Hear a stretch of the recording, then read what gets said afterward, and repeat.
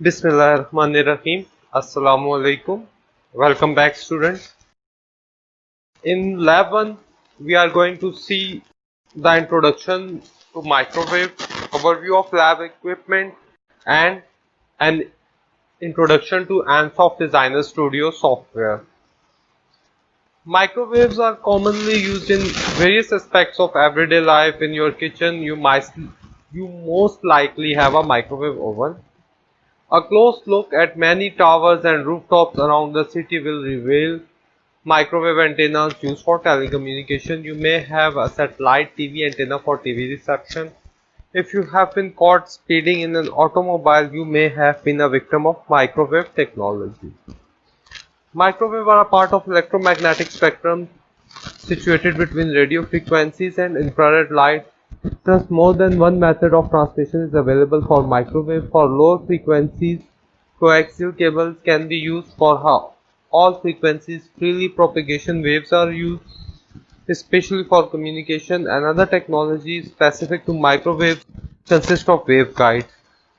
These are hollow metal tubes which are used to confine the microwave radiation, just as coaxial cable, and are used for RF frequencies. Various waveguides components exist to manipulate the microwaves, just as lump components are used for audio and RF frequencies.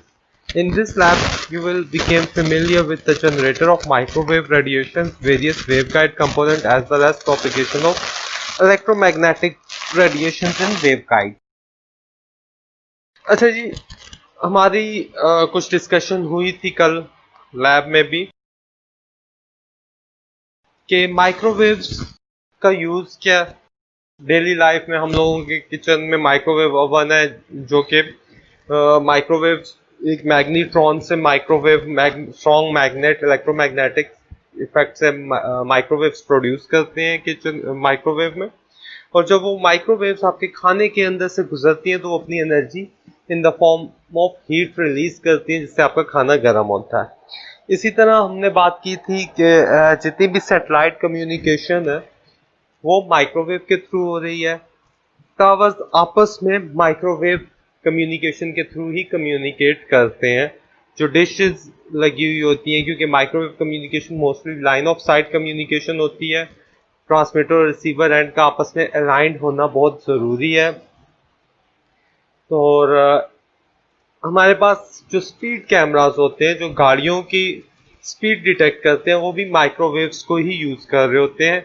आपकी waves transmit होती हैं, object से टकरा के वापस आती हैं, और आने जाने का जो टाइम है उससे टाइम डिफरेंस से आपके पास स्पीड कैलकुलेट होती है। ठीक है।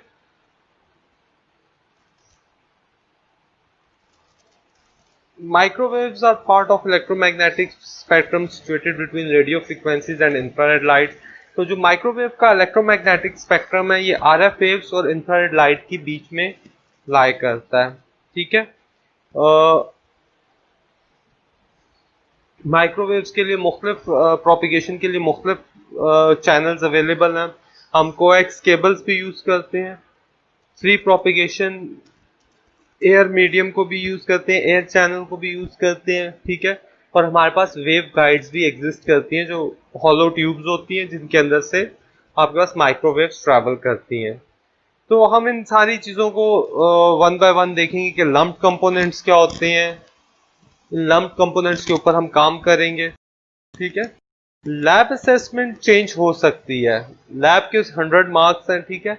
लैब परफॉर्मेंस और लैब रिपोर्ट 70% एग्जिस्ट करेंगी, इवेल्युएट करेंगे, और लैब प्रोजेक्ट आपका 30% का होगा। ठीक है। ये लैब प्रोजेक्ट है, लैब फाइनल ऑलरेडी 50 का आपका लगा रहा होता है। इसके अलावा हमारे पास असाइनमेंट्स हैं। ठीक है। ये परसेंटेज चेंज हो सकती है, depends upon the course teacher and your lab instructor. Resources में इसके लिए आपको मैनुअल्स प्रोवाइड किए जाएंगे। हर लैब का अपना एक मैनुअल होगा। ठीक है। लाइब्रेरी के अंदर हमारे पास microwave measurement and microwave theory की काफ़ी बुक्स हैं। अगर आप लाइब्रेरी विजिट करो तो आपको ये माइक्रोवेव की काफ़ी चीज़ें मिल जाएंगी। और इसके अलावा लैब इंस्ट्रक्टर टीचर्स आपके पास अवेलेबल हैं जो कि आपको प्रोसीजर्स और इक्विपमेंट्स को देख सकते हैं। माइक्रोवेव इक्विपमेंट को काफ़ी डेलिकेट है, एक्सपेंसिव है, तो इसको यूज़ करते हुए आपने बहुत केयर के साथ इसको यूज़ करना है। जब भी आप माइक्रोवेव का इक्विपमेंट यूज़ करेंगे तो आपने इसको बहुत केयर के साथ इस्तेमाल करना है, क्योंकि ये काफ़ी डेलिकेट और काफ़ी एक्सपेंसिव इक्विपमेंट है। माइक्रोवेव रेडिएशन हैजर्ड्स भी हैं, ठीक है। हमें सेफ पावर लिमिट्स का पता होना चाहिए, ठीक है। पावर डेंसिटीज जिनके साथ हम काम कर रहे हैं उनका हमें पता होना चाहिए, और हमें रेडिएटेड फील्ड्स के एक्सपोजर को मिनिमाइज करना है। ये सारे आप लोगों को प्रोपिगेशन सेफ डिस्टेंस कितना होना चाहिए, डेंसिटीज क्या है, इस पैराग्राफ में आपको मिल जाएंगी। अब बात करते हैं लैब इक्विपमेंट के ऊपर। तो माइक्रोवेव के लिए हमारे पास दो ट्रेनर्स हैं, एक MW2000 है और दूसरा OFTT0999 है। MW2000 जो आपके पास इक्विपमेंट है, इसमें रिसीवर ट्रांसमीटर है, ये माइक्रोवेव कम्युनिकेशन ट्रेनर है। इसके अंदर आपके पास ट्रांसमीटर साइड के ऊपर एक FSK मॉड्यूलेटर है, RF एम्पलीफायर है, और RF एम्पलीफायर से आगे एंटेना के थ्रू ये ट्रांसमिट करते हैं। और रिसीविंग साइड पे ये पूरी माइक्रोवेव ट्रेन है, रिसीव होके लो नॉइस एम्पलीफायर में आएगा, लो नॉइस से RF एम्पलीफायर में जाएगा, फिर पावर डिवाइडर में आएगा, पावर डिवाइडर से हमारे पास बैंड पास फिल्टर्स हैं, फिर RF डिटेक्टर्स हैं, और फिर RF डिटेक्टर्स से हमारे पास FSK डीमॉड्यूलेटर में सिग्नल आएगा, और जो कि उसको डिकोड करके आपकी PC स्क्रीन के ऊपर डिस्प्ले करेगा। इसके बीच में जो सारे कंपोनेंट्स आ रहे हैं, इन कंपोनेंट की डिजाइनिंग हम सॉफ्टवेयर के अंदर करेंगे, ठीक है। Low noise amplifier, RF amplifier, power divider, pass band filter और डिटेक्टर, इन सारे कंपोनेंट्स को हम लोग सॉफ्टवेयर के अंदर डिजाइन करना सीखेंगे कि हम इनको कैसे डिजाइन कर सकते हैं। सॉफ्टवेयर के अंदर छोटी जो बेसिक चीजें हैं उनसे स्टार्ट करेंगे, और इन कंपोनेंट्स की डिजाइनिंग और सिमुलेशन पे हम आएंगे, ठीक है। जो चीजें हमें अवेलेबल हैं, RF केबल्स हैं, SMA अडॉप्टर्स हैं, एंटीना केबल्स हैं, पावर केबल्स हैं, और RS-232 केबल है जो सीरियल कम्युनिकेशन करती है आपके सिस्टम से और एक ये मॉड्यूलेटर और डीमॉड्यूलेटर से। कुछ इस तरह का हमारे पास ये ट्रेनर बनता है। ये ट्रांसमिटिंग साइड है, ठीक है। ये आपके पास मॉड्यूलेटर FSK मॉड्यूलेटर है। इसके बाद ये RF एम्पलीफायर है। यहाँ से आपके पास ये एंटेना के थ्रू यागी एंटेना है जो कि लाइन ऑफ साइट पे काम करते हैं, ठीक है। हाईली डायरेक्शनल एंटेनाज होते हैं ये। यहाँ से ट्रांसमिट होकर ये रिसीविंग एंड पे आ रहा है। Low noise amplifier, RF amplifier, power divider, band pass filter, RF detector, again demodulator से डीमॉड्यूलेट होकर आपके पास सिस्टम के ऊपर डिस्प्ले आ रहा है। इसके बाद जो दूसरा हमारे पास ट्रेनर है OFTT0999 है। ये वेवगाइड ट्रेनर है, ठीक है। इसके कंपोनेंट्स में हमारे पास एक सिंथेसाइज सोर्स है 11 गीगाहर्ट्ज का, GUI बेस्ड कंप्यूटर इंटरफेस है, बेंच टॉप ऑपरेशंस है, यानी बेंच के ऊपर हम रख के इसको करते हैं। सिंपल रोबस्ट स्टैंड्स हैं, वेवलेंथ, फेज, वेलोसिटी मेजरमेंट्स हैं, सिंथेसाइज्ड PLL सोर्स है, माइक्रोवेव एक्सेसरीज वगैरह इसमें आपको मिल जाती हैं। इसके अंदर हमारे पास VSWR मीटर है, ठीक है।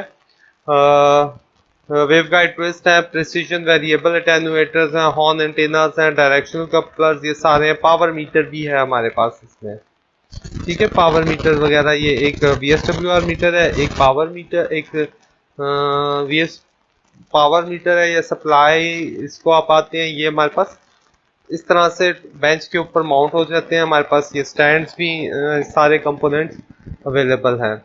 इनके ऊपर हम लोग कुछ एक्सपेरिमेंट करेंगे जो मोस्ट प्रोबेबली आपके लास्ट 4 to 5 एक्सपेरिमेंट्स जो होते हैं वो इसी ट्रेनर के ऊपर होते हैं। इस ट्रेनर के एक्सपेरिमेंट्स के लिए सॉफ्टवेयर इंटरफेस है सिस्टम के साथ, मगर सिस्टम के ऊपर हमें पावर और हम VSWR मीटर से इंटरफेस करके हम सिस्टम के ऊपर इसकी पावर वगैरह देख सकते हैं। अब आते हैं सॉफ्टवेयर के ऊपर। जो सॉफ्टवेयर आप यूज करोगे इन कंपोनेंट्स को डिजाइन करने के लिए और इनको सिमुलेट करने के लिए। वो सॉफ्टवेयर आपके पास, उस सॉफ्टवेयर का नाम एनासॉफ्ट डिजाइनर स्टूडियो है, एडीएस है। हमें एडीएस का स्टूडेंट वर्जन फ्रीली अवेलेबल होता है, मगर स्टूडेंट वर्जन में कुछ लिमिटेशंस होती हैं जो नीचे मैंने मैनुअल में हमारे पास डिफाइंड है। ये स्टूडेंट वर्जन में कौन कौन से ऑप्शंस हैं और फुल वर्जन में कौन कौन से ऑप्शंस हैं।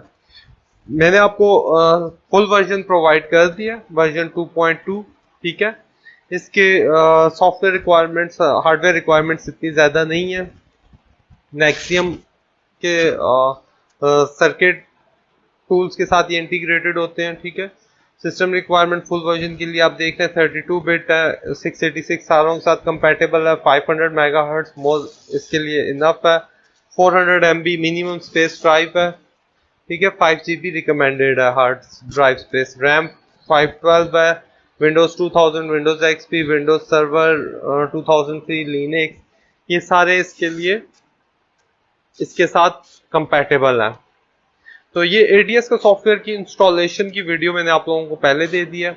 आज हम इसको जस्ट ओपन करेंगे और इसमें अपना फर्स्ट प्रोजेक्ट बनाएंगे जो कि design of 100 megahertz Chebyshev low pass filter है, ठीक है। Series inductor and parallel capacitor version, हम इंडक्टर्स, सीरीज इंडक्टर्स और पैरेलल कैपेसिटर वर्जन दोनों को देखेंगे। एजुकेशन गोल आज का था कि opening of and working with a project successfully working with filter designer tool. ADS के फिल्टर डिजाइनर टूल के साथ आज हमने काम करना है कि हम हमारे पास ये जो एडीएस का फिल्टर डिजाइन टूल है ये कैसे काम करता है। Step 1, start the program. Open, मैंने प्रोग्राम आप लोगों के लिए स्टार्ट किया हुआ है, ठीक है। ये एडीएस मेरे पास खुला हुआ है, ठीक है। हमने open view to activate different manager, ठीक है। ये व्यू के अंदर आपके पास ये डिफरेंट मैनेजर्स हैं, ये सारे मैंने ऑन बाय डिफॉल्ट मुझे ऑन ही मिले। Message manager, project manager, property window, progress. ये प्रोजेक्ट मैनेजर है, ये प्रॉपर्टी है, ये मैसेज है और ये प्रोग्रेस मैनेज विंडो है। इनके ऊपर आपके पास ये ऑप्शन शो होते हैं, ठीक है।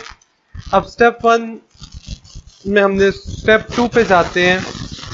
New button, start the job, ठीक है। एक न्यू फाइल जनरेट करते हैं। Afterward choose insert filter design इन प्रोजेक्ट मेन्यू। तो मैं ये सॉफ्टवेयर के ऊपर आया, ठीक है। मैंने यहाँ से फाइल न्यू की हुई है, ये प्रोजेक्ट मेरे पास आ रहा है। अगर मैं इसको क्लोज कर दूं, ठीक है, अब मैंने ये न्यू फाइल पे क्लिक किया है तो मेरे पास यहाँ ये प्रोजेक्ट 1 आ गया। इस प्रोजेक्ट 1 के अंदर मुझे प्रोजेक्ट के अंदर मैंने जाके ये इंसर्ट फिल्टर डिजाइन टूल को इंसर्ट कर दिया। तो जैसे ही मैंने फिल्टर डिजाइन टूल किया मेरे पास एक विंडो ओपन हो गई है, ठीक है। Please examine the lumped component marked by a coil and capacitor should be active. Then mark the following items in the column. ये जो आपके पास कंपोनेंट वाला बटन है ना, ये वाला, ये एक्टिवेट होना चाहिए, ठीक है। ये मुख्तलिफ आपके पास ऑप्शंस हैं। हम लोगों को ये जो लम्प्ड कंपोनेंट वाला बटन है जिसके ऊपर ये इंडक्टर बना हुआ है ये एक्टिवेट होना चाहिए, मस्ट है। इसके बाद हमारे पास जो अगले ऑप्शंस आते हैं हम उनको देखते हैं, ठीक है। पास बैंड में हमने लो पास रखना है। टोपोलॉजी आइडियल लम्प्ड है। फिल्टर प्रोटोटाइप चेबीशेव है, ठीक है। प्रोटोटाइप डिफॉल्ट है, टेक्नोलॉजी आइडियल है। हम आइडियल केस के लिए काम कर रहे हैं। मुझे लो पास बनाना है, आइडियल लम्प्ड है, चेबीशेव है, आइडियल है और टेक्नोलॉजी मेरे पास डिफॉल्ट आ रही है।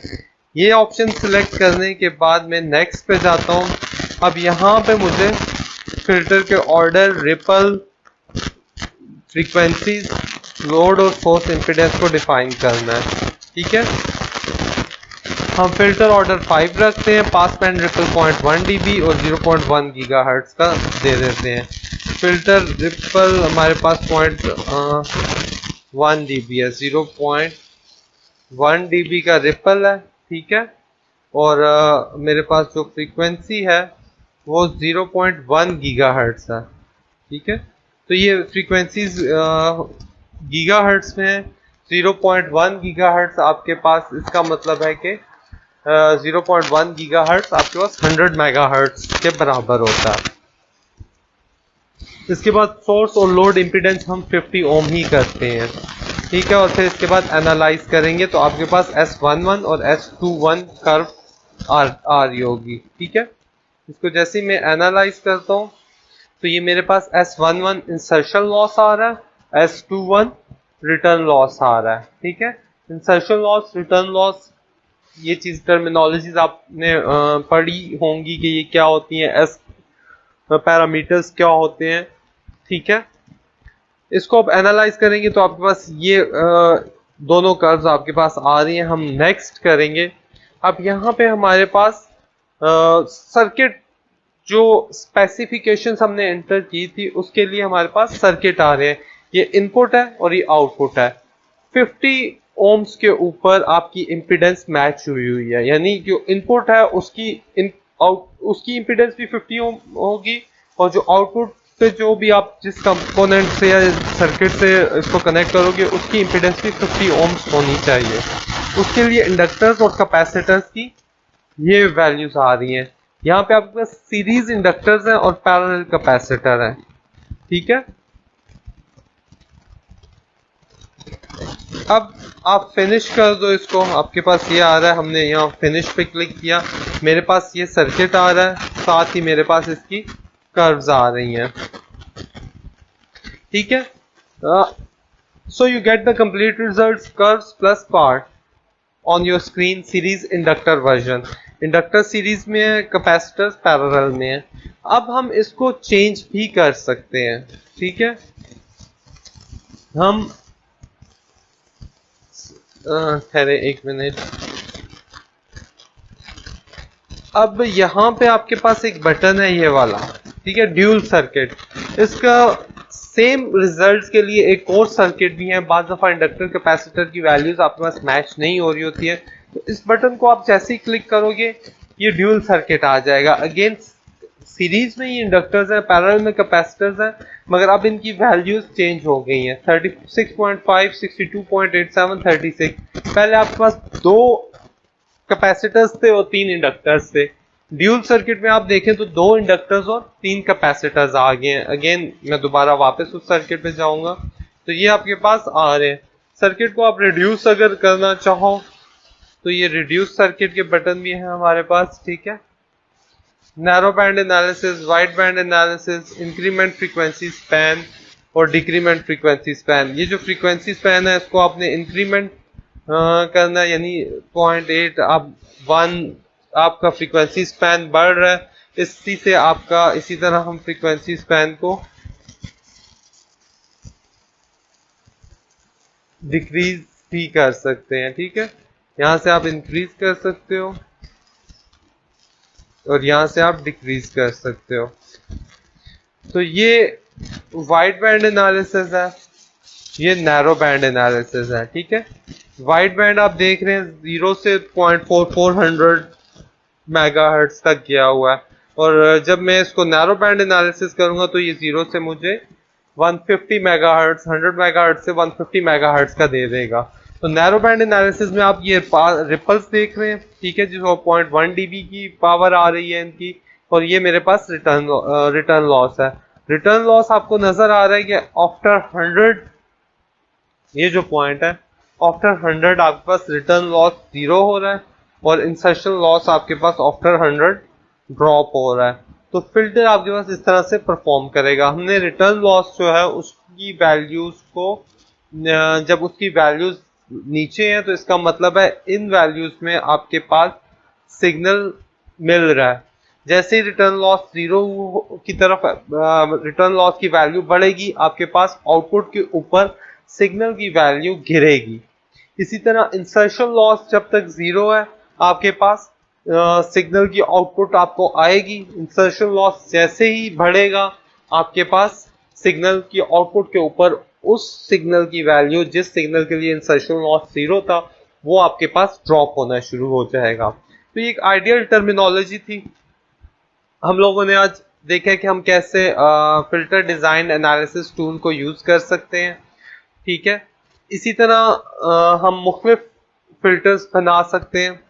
ये एक फिल्टर है, हम इस फिल्टर को मुख्तलिफ फिल्टर बना सकते हैं। ठीक है, हमने कोई एलिमेंट इंसर्ट करना है, रजिस्टर कैपेसिटर, तो हम यहाँ से एलिमेंट्स को इंसर्ट कर सकते हैं। इसी तरह आइडियल सर्किट को एक्सपोर्ट कहीं करना है, ठीक है, तो हम एक्सपोर्ट भी कर सकते हैं। ठीक है, ये एक्सपोर्ट हो गया मेरे पास C1 Q1 और ये एक्सपोर्ट फिल्टर वर्जन आ गया।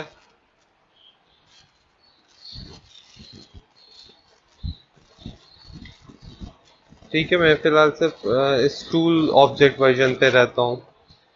और फिर अगर मुझे दोबारा विजिट पे जाना है तो ये फर्स्ट वन वाला बटन है, डिजाइन विजिट। अब मैंने पहले लो पास बनाया था, मैं high pass, band pass, band stop, मैं ये सारे बना सकता हूँ। ठीक है, इसी तरह मेरे पास चेबीशेव है, इलिप्टिक है, चेबीशेव टाइप 1, चेबीशेव टाइप 2 है, लीनियर फेज है, गॉसियन फिल्टर्स हैं।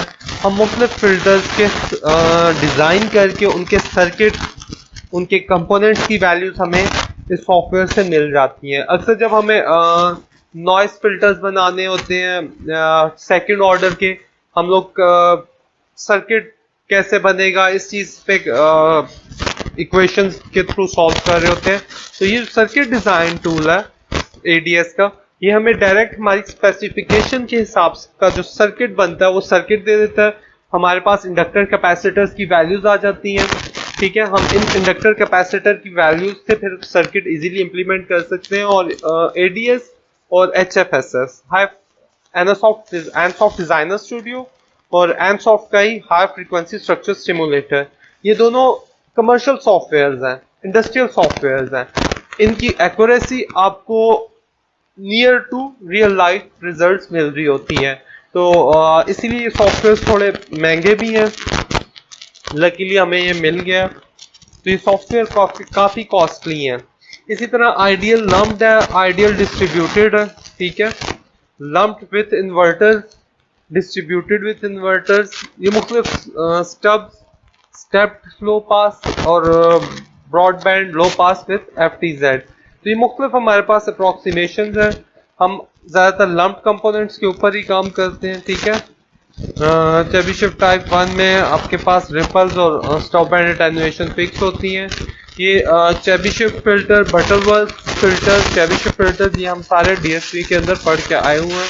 ये चेबीशेव फिल्टर्स जो हैं वो आपके पास कौन से हैं? FIR, हमारे पास बेसिकली दो तरह के फिल्टर्स थे, एक FIR फिल्टर्स और एक IIR फिल्टर। ठीक है, तो हमने ये FIR और IIR फिल्टर्स, अगर आपको याद हो, DSP के अंदर सारे डिस्कस किए हुए हैं।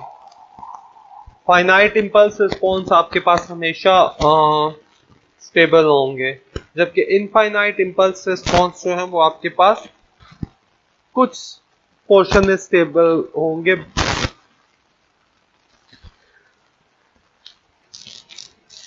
IIR फिल्टर में हमने देखा था Butterworth, Chebyshev type 1, Chebyshev type 2 और इलिप्टिक फिल्टर्स हमने पढ़े थे।